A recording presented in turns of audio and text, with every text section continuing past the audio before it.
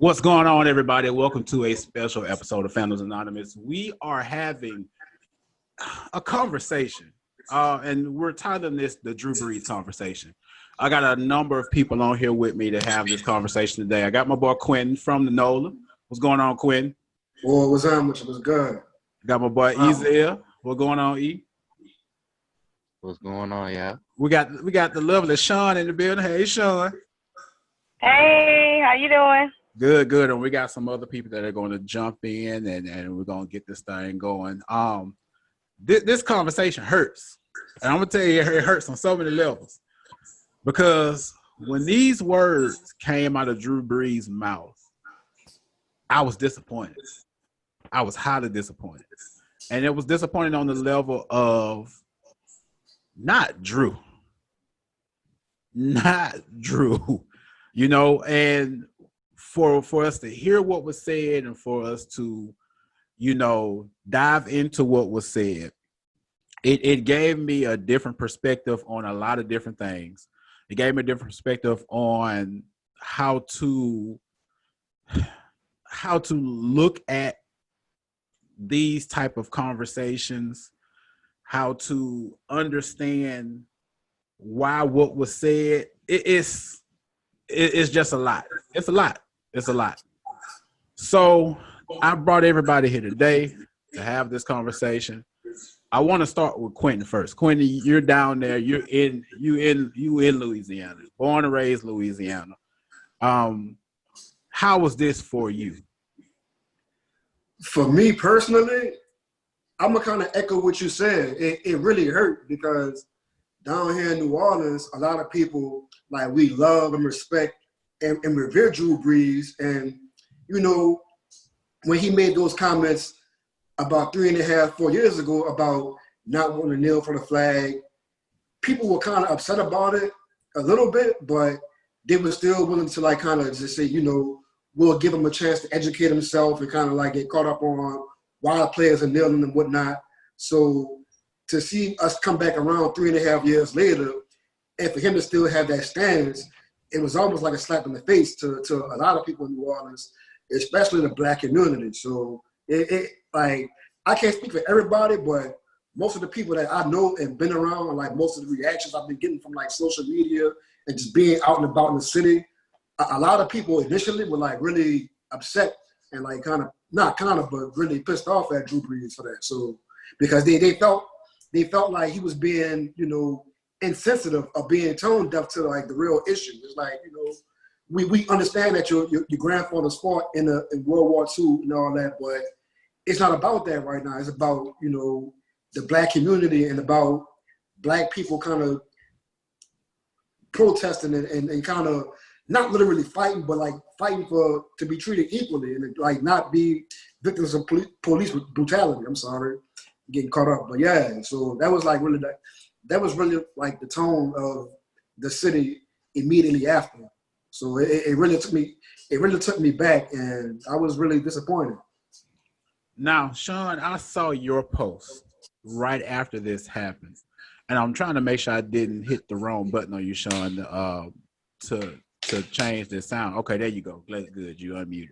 But I saw your post, and you had a very interesting take on it. I want to hear from you. Okay. Well, I just kind of feel like I'm not surprised. I see anything wrong with it is because he's by two attorneys. So his mom was an attorney, his dad was an attorney. I don't think that he should understand where we're coming from. A lot of America is gonna feel that way. We still have a job to do. So he plays football. His dad I think he fought in like Okinawa. And when he's fighting in Okinawa, he's coming back and telling his grandkids about the flag and what he fought for. So that's what Drew Brees can relate to. He can't relate to anybody getting or being brutalized by the police. He can't relate to being stopped just because you're Black or driving while Black. He can't relate to nothing point, he was the sponsor for Wrangler jeans. They don't have any type of correlation to black people. So, you know what I'm saying? So to me, I wasn't surprised. I just kind of feel like, yeah, he said it. He's entitled to his opinion because, you know, that was his opinion. We just need to move on and strike while the iron is hot. We had this movement everybody is not going to agree with. So, but him even apologizing just showed me he still don't get it. And that's okay. Everybody ain't going to get it. So that was my take on it. What about you, Ezell? Well, for me, being somebody that kind of watched sports all your life, I even played sports a little bit when I was young. But it still go back to that same thing as, yeah, we don't understand what you're going through. Well, how long are we supposed to give y'all to get, understand something? This ain't something that's been going on for, just right now. This stuff has been going on since, Going on, black what's people going have on? yeah, black people have came to America. So it's for you to say, and this is not to say anything to get Sean, but for him to say that he don't understand, or for anybody at this day and age to say that you don't understand, that's almost on you, because there's plenty of ways for you to understand. You can you play for the New Orleans Saints. So you have all these people from different backgrounds around you. You can understand without just, coming out there and saying something like that. But when I think it all just comes down to a money thing. He's not really sorry that he said that. If somebody probably tell, hey, that's going to hurt your brand just a little bit, to where you might need to retract that statement, or you might need to go back and pull that back. So that's how I feel about it. I feel like it's all a money thing. The New Orleans Saints is a predominantly black team that quarterback playing in a mostly black city too. Yeah, playing in the most black city, and Yeah. you the white quarterback. So to me, some people still watch him play football and are still like, oh, well, white people are still running that show because it's still a white quarterback telling them to, go do this, go do that. We're running this, we're running that. But, so I just feel like it's a money thing to them. They're not really sorry unless it's going to cost them some money. Now, Roland just rolled in here, man. What's going on, Roland? What's good, people? What's good? We just got started, up? man. We just got started. The question was asked. The statement was made. Were you disappointed about Drew Brees' statement? Everybody has kind of really said the same thing. We're disappointed because this Drew, like, this is Drew. Like, I've sold all my Funko Pops. This is one of the only ones I got left because I said one day I'm gonna get this man to sign this thing. Right. You know what I'm saying? So, what were your thoughts? Oh man, like, to be honest, I was very disappointed, man. I think you was angry more than anything. You went off. I was angry, bro. Not only, the way I look at it, man, you play in New Orleans, one of the blackest cities in America. You know what I'm saying? It's not top black cities in America as far as heritage, tradition, and all that. And for you to culture, say that, all that. Culture, yeah, man, culture. For you to say that shows how insensitive. You know what I'm saying? And you're thinking about yourself at the end of the day instead of thinking the people that's around you. You're around a city, like I said, where everything is looked at upon black people. The music, the food, everything. And I just really feel like, at the end of the day, he just should have kept his mouth closed, if anything. I would have felt better with that. Yeah, I agree. Oh, yeah. I agree. I look at the statement that Michael Thomas made, and it was real. Michael Thomas said it straight up. He don't know enough to know, but at the same time, there is some type of acknowledgement that should still be had, because Uncle Shannon Sharp made a very valid point.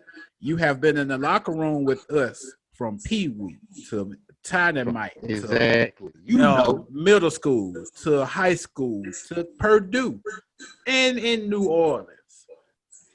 San Diego seen, too. New yeah, Orleans. I forgot about San That's Diego. a military city, like the people like from all kinds of different cultures and whatnot. Yeah, So definitely. even then. You've seen things that have happened. You've seen things that have transpired. You live in a city where a lot of that stuff does transpire. You're a part of that community. But sometimes you can be so a part of the community that you can still be away from the community. That's not just for white people. That's for us too. Oh yeah. You know, we can live in the community, but not really be a part of it. Be a part of the community Right. at the same time. And not even in his defense, but in just the realization of looking at it, he knows. But we have to also look at his background and his story, just like Shawn mentioned. His parents was attorneys. Exactly. You know, you have to take all the things into consideration. I'm somebody that's gonna look at something and be like, hey, yeah, that right there was wrong. And I understand why that was wrong. I understand why that looks bad. But I'm also look at it over here and look at the breakdown of it. That way I can provide a full opinion and not necessarily a biased opinion. Because I could either be like, fuck them, you know what I'm saying? And then go about my business. You know what I'm saying? But what's inside of that fuck them? You know what I'm saying? What's inside? And he said Drew Brees reached out to him this past weekend, had an over hour-long conversation with him on the phone. He said he was talking to him and he was letting him know, like, we didn't expect this from you. Because when you look at the folks who are, they don't look at you as white. They look Drew light skin. Yeah, that's how we look at him. He getting that plate to the barbecue. That's right. But that's not true though. But that's not true. Go ahead. How? White friends. He's still white. And so he fully understands why he should be there, what it takes to be there at the barbecue, why we keep inviting people to the barbecue when they should not be there. That's my thing. Yes, right. Yes. I agree. If you're right, because if you pull up in the March Hunter picnic talking about you want a plate and you at the bros, you got to go. Yeah, you got to go. You're not having that. Oh, my cousin watched in the bed. You didn't watch in the bed. Exactly. Unless you husband, wife, or children. You got to go. And even then, like it's but go ahead, man. I was gonna say my whole thing is I understand how people feel like at the end of the day, Drew Brees is still a white person and he's gonna identify with what he relates to, but I go back to my original point. Back in 2017, when this first popped off, when he said the comments for the first time, it's like you got guys in the Saints locker room like Mark Ingram. You got guys like Mark Ingram. You got guys like Cam Jordan. You have a young Michael Thomas who coming out like on some, you know. You got guys like Ben. You got guys like Ben Watson. You got guys like DeMario Davis. Like DeMario Davis and stuff like that. So it's like at that when he said those comments for the first time, if you are as open-minded as you portray to be, which, you know, I'm not saying he's not, but at the time, you know, he portrayed himself as being like a progressive type person with open mind. If you go and have conversations with these guys, they'll kind of enlighten you on to, you know, why those guys feel the way they feel and why the black community as a whole feels like they don't respect not the flag, but what it stands for and why they feel like protesters. So I feel like he had ample amount of time to like educate himself on the cause behind kneeling or protesting, and for him to still come out and say that, like, excuse my language, but it was like kind of bull crap. It was to me, it was bull crap. It's like at this point, ignorance is not an excuse. Exactly. That's what like, I definitely feel. You can't fall back on well, I can't relate to that because I never went through it. It's like, even if you don't have black friends outside of football, you spend, what, 10, 12, 14 hours a day for 6 to 8 months out of the year with these people. So it's like, you should know, like, how some of these guys are feeling. Like I brought back earlier, like here in New Orleans, like 65% of our population is black. So it's like, you around all these people like all day, so you should have a better sense of your environment, like, you know, what's around you. So Right. That's my whole thing.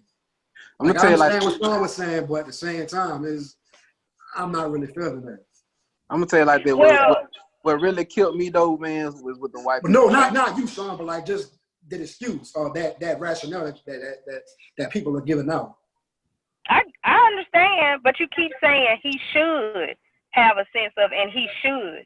Yeah, we all know that he should, but he does not. So now our job is not to teach him. We still have a job to do. So I wasn't disappointed, nor was I hurt. You know what I'm saying? Now I give you, I've never been a Saints fan. You know, I watch football, but I stopped when the whole thing with Cap happened. I did not watch NFL at all, and I just kind of went to college ball, and that's Them Oregon the only Ducks. thing that I watch right now. Are you an Oregon fan? She like the flashy uniforms. She like flashy clothes. That's all. That is not true. She like that. Yeah, she like that Oregon game. That is not true. I've been an Oregon Ducks fan since before. Since Joey Harrington. So that is, and it has nothing to do with their flashy uniform.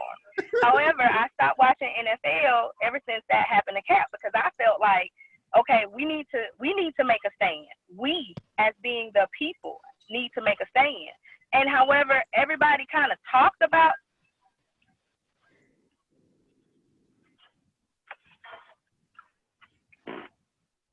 You cut out for a second. Yeah.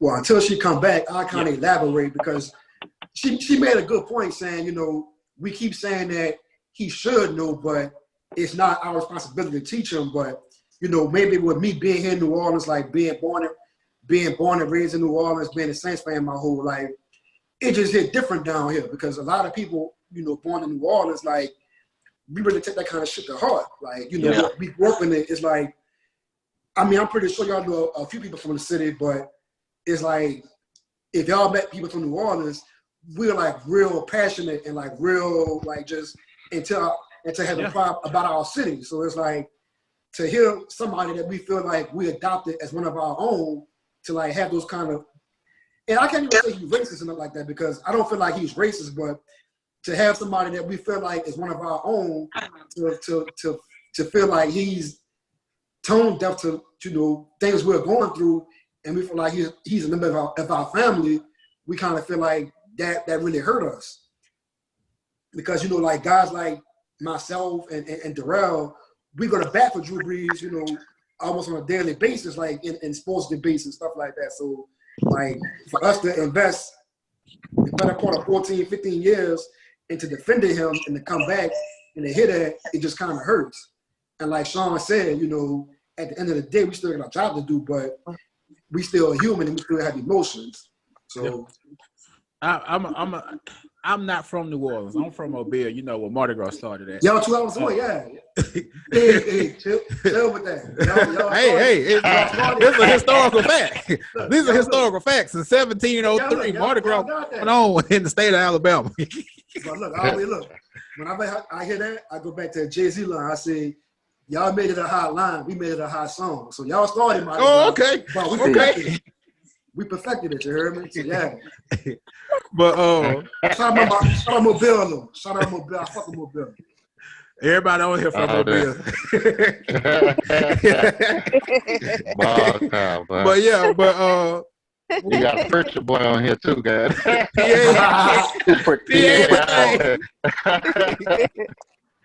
But it's one of those things where you look at it and you break it down to the science of it all, and you look at what, and this what I'm about to say is not a thing to excuse what was said or how it was said or what it gave off. But one thing Shannon Sharp said and Shannon Sharp has been a major voice these last 2-3 weeks. You know what I'm saying? He's been the one having these conversations with some of these folks and these situations going on. But he said when he talked to Drew Brees, he told him, I want to explain to you why people are disappointed or don't understand. Or trying to understand, or people just downright angry. He said, because I like Sharp went off when it first came. Out. He said, look at what you do in the community. Look at what you do in New Orleans. It's not like you're in and this is my paraphrase. It's not like he's in New Orleans doing for white people. If you're doing something for some type of organization or a community thing in New Orleans or what company, 10 times out of 10, the majority of the high percentage of the people that belong to that organization are going to be black. Are black, right? Looking at what he's done with the schools and everything that he's touched and put his hands on. I was talking to Ezell earlier. The man got an award in the NFL for being the most philanthropic person for the whole league. Yeah. So you try to he even, not to cut you off, but it's another side to that though. That's businesses and like restaurants down here. He employs black people. Yeah, he's also a Christian, so that's what he's supposed to do. Right. Well, but the whole thing about that too is, okay, yeah, you doing all this stuff for the black community, but what's your reason for doing all that stuff?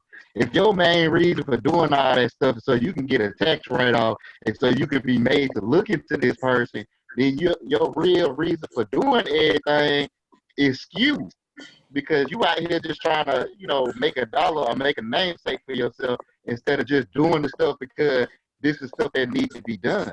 You feel me? So do you feel Drew Brees is in that bucket? I don't think so. I can't, like I said, I could can't be wrong, tell you, but that's what I'm saying. We don't know how they act, or are they just wanting us as fans because we have we give a lot to them, or is it something else as far as I'm just doing this to get this little tax write-off, on my check, make these folks support me, but deep down I still have my own morals and values that's been instilled into me, from my grandfathers and parents and stuff like that. Right. So for me, that makes me open my eyes to a lot of things, not just the NFL, not just, but a lot of stuff that's out there. Does this country really want us to be here, or they just want us here because we make them $1? You gonna support me because it's the right thing, or you gonna support me because we gonna make you $1 down the line?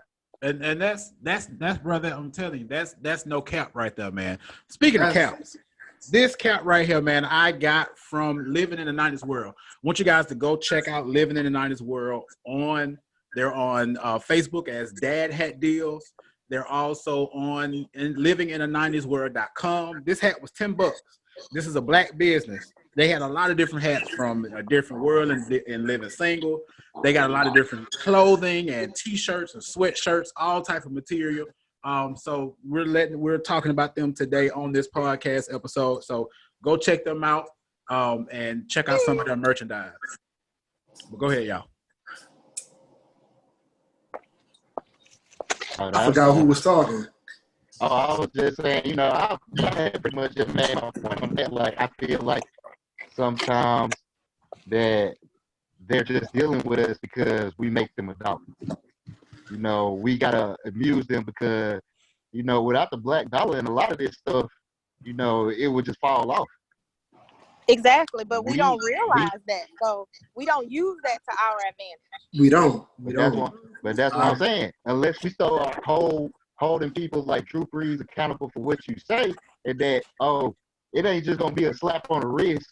Nowadays, when you saying stuff like this, you gonna lose some support from black people because we're tired of y'all saying the same thing. Oh, we don't understand. We don't make, well, it's 2020. YouTube been out for how many years? And you can go to YouTube right now and just type in black killing, and it's gonna show you feel all the types of injustice that we have. Like, it's no excuse for it no more. Like, you gonna lose us as a people, with your support, and y'all pockets are gonna start hurting because black people just not gonna take it no more. But I think for us to really impact the economic status, we have to really stick together in that sense, because like you said, when things like this happen, Black people, we get together and we say, you know, we're not gonna support this guy for like one day or for 1 week, but after a short time, we right back at it. So it's like, if we gonna say something, we gotta stick to it long term. That's one of the things that's never made sense to me. There was legitimately a sign, and I'm gonna have to take a picture of it next time I see it. And it's been floating around Montgomery. Somebody went and got some poster boards and wrote on it, and it said, "Don't spend your money in Montgomery on Friday and Saturday."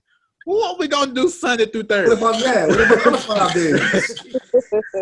Do I have to buy everything I need Sunday through Thursday and then be like, all right, now Friday and Saturday, I'm not gonna spend no money. I got my McDonald's, my Wendy's, I got my chicken from Walmart, I got my food from this store, I got my clothes from the mall. That's partially open. Better by Thursday too. You know what I'm saying? You better hurry up and get it. We're not spending no money on Friday and Saturday. Get it by Thursday. What's the point?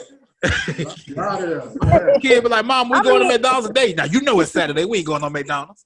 I mean, it's a start. Go ahead. Yeah, I was gonna say it's a start. You got to start somewhere, right? And I think that if enough people do it, then you know we can continue forward, and then it can get bigger. But you got to start somewhere. You're right. I say all the time, the only way that we're going to really make them pay attention is until we hurt their pockets. Right. Their pockets are not hurting enough right now for them to want to pay attention to it.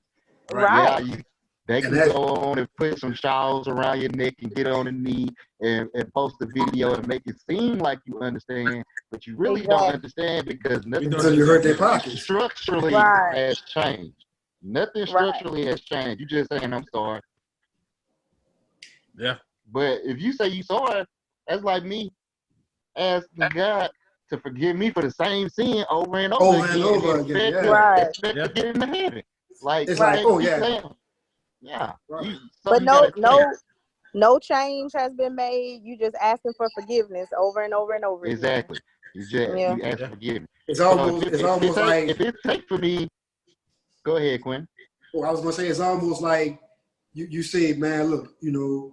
If I'm, say for example, say if I'm married, I can say, you know what, I'm going to cheat my wife, but after I finish, I'm going to just ask God to forgive me and I'm going to be all good again. And next week, I'm going to go cheat again. Yeah.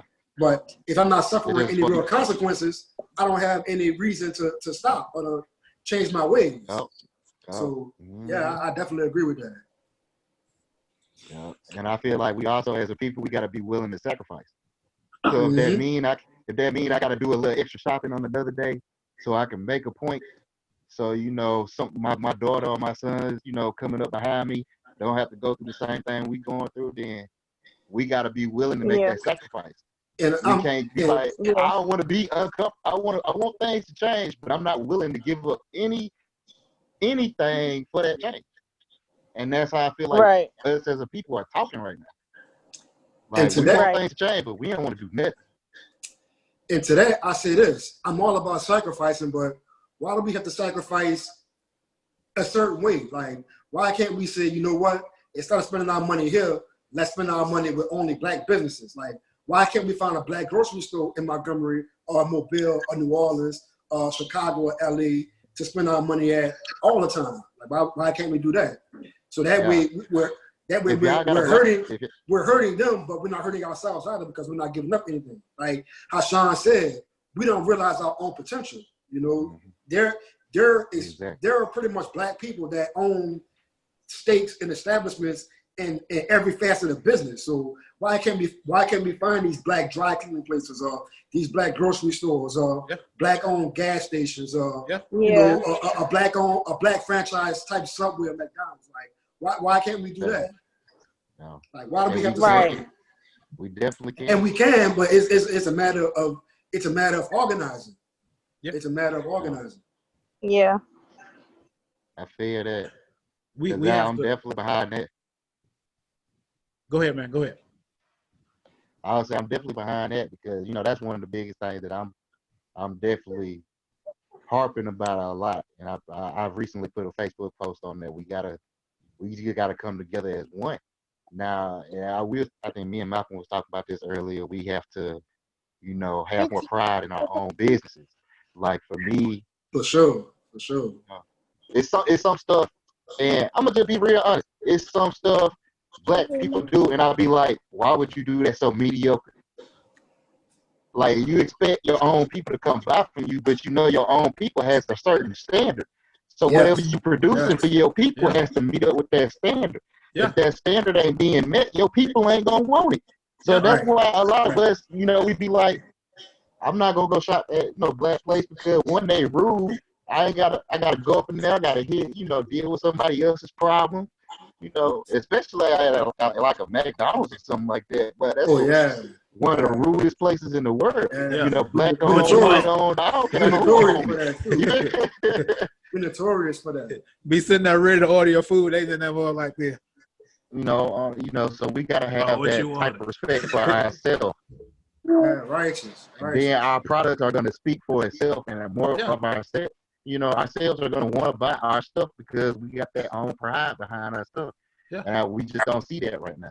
And it's a two-way street. I like I said, we need to organize. Like we need to get together because, like you said, we want to spend our money at black businesses, but we're not gonna say a lot of times, but sometimes we want to cross those businesses that are black owned that they don't have their stuff together and they have stuff in. So it's like I'm not gonna spend my money, but on the flip side, you might come across somebody that does have this stuff together, and you have the consumer that comes at them and he's like, man, look, hook me up, give me a deal, I'm black.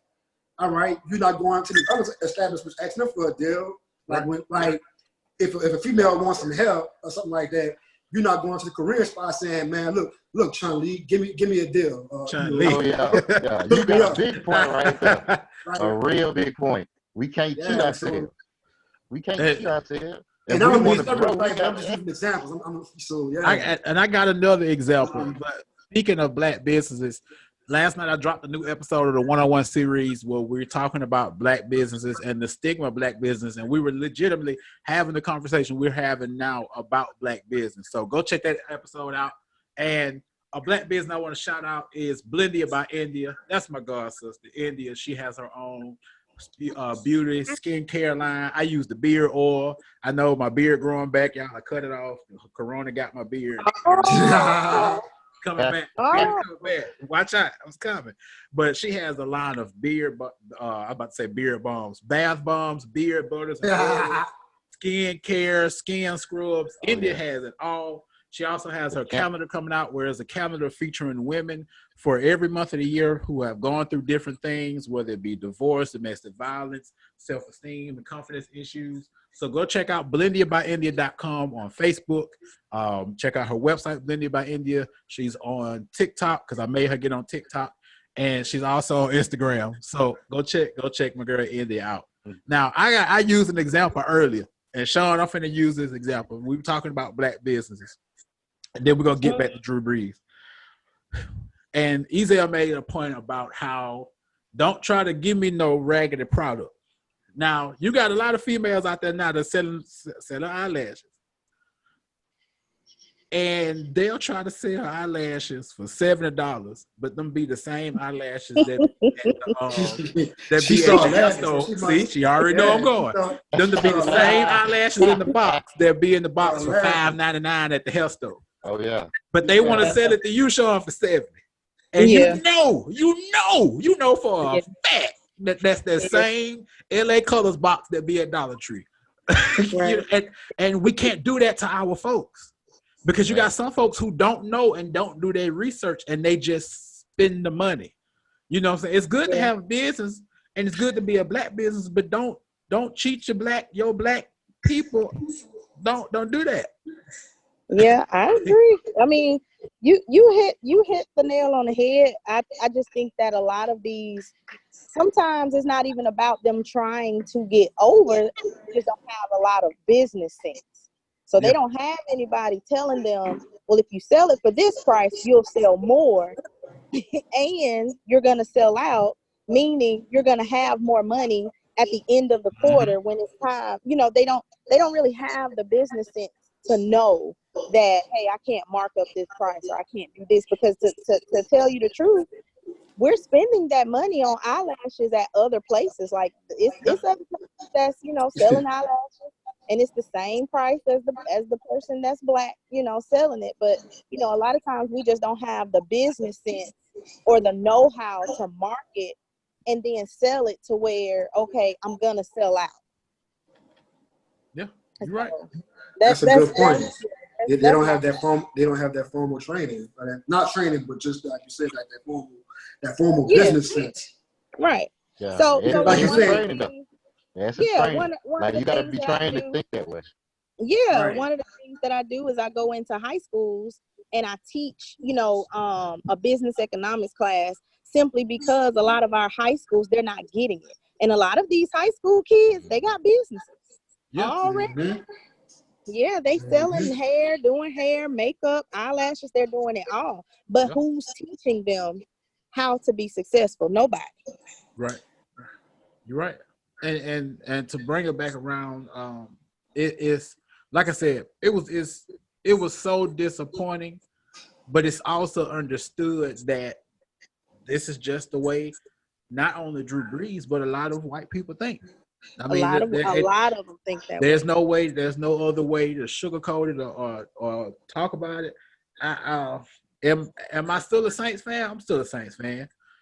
But am I? I'm still a Saints fan. I mean, I made the same status on Facebook last week. I said I've been a Saints fan before Drew Brees was there, and once Drew Brees long gone retired, 2 years from now, I'm Drew still Brees be gonna a be out Saints of there. fan. You know what I'm saying? Yeah. I went to my first Saints game last year. Got in my car. I was there. Man, I wasn't. Bro, I about cried when I left that thing. We lost. I was mad. First, I drove all the way down here from Montgomery. We lost. But but getting a parking space, walking to the stadium, everybody lit, white folk crump, black folks lit, everybody just it's nothing. It's nothing like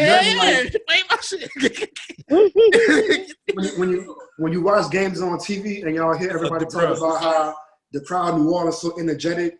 It's one thing to hear about it on TV, but to actually experience it, it's a whole different monster. When they say the Superdome is the loudest stadium in the NFL, they not lying, bro. Like, I'm sitting in that mode and I'm supposed to be cheering, but I'm just watching people just make noise. I'm sitting in my seat like this. You literally got a dude behind me going like, you literally got a dude behind me going like this, just to make noise, bro. Like, but imagine 70,000 people going, you know, it's crazy. It's crazy. I'm just making all you got all the little. We really have a good time in there too, like, bro. Everybody's so nice. Ain't nobody crazy and stuff. You walking through the hey man, come on, we're going. Gotta get up these steps, man. Gotta get together. I'm going. I'm here. It's for those 3.5 hours. Everybody just at home and that's just kind of the culture of New Orleans in general. Like, there's people just getting along and people just harmonizing, all in the sense of having a good time and partying. Like, that's just how we are in New Orleans. I saw some. That's how we are. It's even bigger than that, because I think it's a Louisiana thing. Because I remember when the first time I went to an LSU game. It's the same way. I know. I left that stadium with my ears ringing. I couldn't hear nothing. Yeah. You can't hear yourself thinking. Like, you go to a Saints LSU game, you can't hear yourself thinking. Out there. Like, they out there. They don't care win, lose. We yelling to the last whistle. Yep. You know, a game could be like at 7 o'clock at night, like 6:30 in the morning. The people out there tailgating, getting drunk, drinking, and then eating good. Like, you could walk through the tailgate part and you could be a complete stranger. Like, if you ain't got food in your hand, somebody who white or Asian offer you a plate of food. Like, here, man, you ain't got no food here. Take this. Boom. I'm telling you, man, the game was the best food in your life. Game was over with. That's how football's supposed to be. I walk in the game like, goddamn, we lost. Everybody, hey man, where you going? You going to drink? Yeah, man, where you go? Like, we lost. Why is nobody saying? I don't get it. What's going on? We're gonna drink out. they're like, well, I mean, we got some more left, more of the season left. I'm like, bro, we needed this game. It's Atlanta. Why did we lose to Atlanta? I don't get it. Bro, like, we going to get some gumbo later on? Yeah, man, we're going to get some gumbo. Where y'all going to be at? I will say this. So if the Saints lose a game, like during that day, like stuff would be still kind of cool. But see that next Monday, you might as well call off from work because everybody at work gonna be pissed. It's gonna be like no kind of productivity. It's just like in New Orleans, we really live and die with our football team. So like the way our football team is doing, it really determines the mood of our city more than other places. Like that's really, understandable, Like we really live and die with the Saints. And like to get back to my earlier point, that's why I was saying like when Drew Brees made those comments again, that's why so many people were so hurt about it because we really live and die with those people, like not literally, but you know, it's a big benefactor to the team. It's like that's a big part of our lives down there to see one of our heroes. If you take the NFL out of New Orleans, that's a huge economic impact. Because new restaurants are built, hotels are built, parking garages are built, other things are built and established. That stadium, period. You know what I'm saying? You can leave the stadium there and take the Saints out of there, and the city will still flourish because then the stadium is just open to be rented out year long. You know what I'm saying? It's gonna make money off concerts and all this type of stuff. But it's you're right. It's what fuels that fire. You know what I'm saying? It's like in New Orleans, you know, we our main industry is tourism. Like, you know, most of the people in the city, they have jobs at either hotels or restaurants, like you said, just places downtown for the most part. So, and for half the year, you know, for half the year, a lot of that business is based on the Saints. So, you know, so the Saints are literally have people's financial futures for half the year in their hands. So it is, so when people think about, you know, am I still going to support them, that's a real big decision because if a lot of people like decide to boycott the Saints for whatever reason, you know, you might have people that work at hotels or restaurants who might be out of a job or they can't pay their rent or their mortgage or their car note for because they're not making money at work because the Saints not playing. It goes down to the game. When I was down there in the area around the stadium, looking at what you said and going from the upper echelon of the hotels, the restaurants, the business, the places that can still make money regardless, it drops all the way down to those people who are making hats and T-shirts and the ladies, the vendors, just charging $10 a piece to paint 2 Florida leases on your face. You know how much money I watched that lady make standing in that one spot after I got my face painted. And don't get me wrong, white man, he was drunk. He said, "Sweetie, I'm gonna get everybody right here painted." Okay. And if they how many? 1, 2, 3, 4, 5, 6, and me. That's $70 they made right there to go whoop a doop, doop a doop. Thank you. For 20 minutes. And the people having a good time, they're gonna spend that money. How Sean said earlier with the eyelashes. You know, if I don't spend it with you, I'm gonna spend it somewhere else. So when people down there having a good time, it's like money going, like you spending money like it's going out of style. Yeah, bro. And like if there's one person on this phone call that's easier to tell you how much I budget my money. I was down there more, a shirt. There you go. $800. That's the budget. And let me move. You don't have a care in the world. He know we planning the trip now. I'm trying to find a hotel, got free breakfast. Hey, ain't nothing wrong with it. Ain't nothing wrong with that. That's why he my dog. He gonna make sure all they gotta do is pull up. Already booked. I'm telling you, ain't nothing wrong with that. That's crazy. But guys, I do want to say something. Go ahead. I want to because I remember back when, you know, the whole Colin Kaepernick stuff was going on and people were taking knees. And I remember a statement came from, I think it was Dallas Cowboys management, and they was telling their players they take a knee. Not to kneel, You know, you're going to be fired. And I'm like, how you going to tell these people they can't rightfully protest like that? Yeah. You can't tell these people what to do. You paying these people a contract. And see, I don't know how long he got left, but I'm gonna get back to you. Get back to your point, Ezell. Like at the end of the day, it's all about money. Like people might feel like Jerry Jones might be quote unquote racist or not care about black people, but at the end of the day, I feel like he really didn't care about what was going on or people protesting.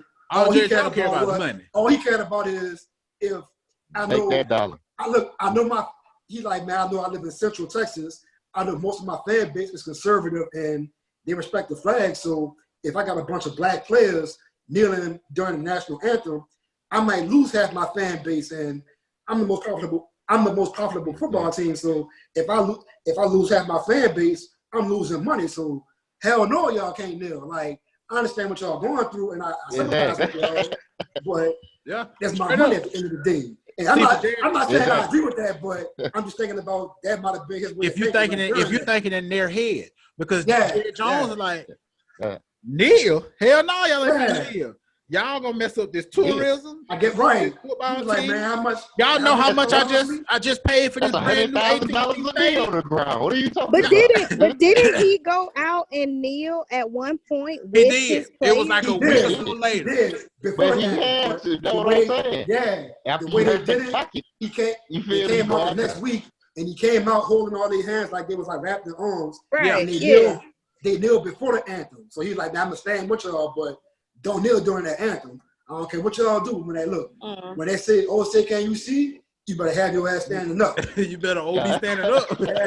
Yeah. You know what I'm saying? For him, it breaks down to a hierarchy. It's from this football team. I just bought this new stadium. All these people, all my white buddies, they gonna look at me crazy. What about me and my oil? Because that if y'all didn't know, that's what Jones got his money from. What if they take my oil? That's how he made his fortune in the oil industry. You know what I'm saying? What if they sell my oil to the Pakistans? You know what I'm saying? What if they say, you know what, we're not working with you no more. We're gonna sell your oil company Abdul and them. It's a wrap. For real. But most definitely, man, this has been an awesome conversation from a lot of different insights from a lot of great people, man. Right. We gotta do this again, man. I gotta get y'all on here again to talk about some other stuff. We got definitely. I enjoyed this. I enjoyed it. Shawn, I appreciate you, boo. Ezell, bro, you already know what to do. Quint, definitely got to get with you stuff, man. We want you guys to check out some of our other content all over our social media. We're on TikTok too, Facebook and Instagram and YouTube, and we appreciate y'all for watching. We'll see y'all later. Peace out.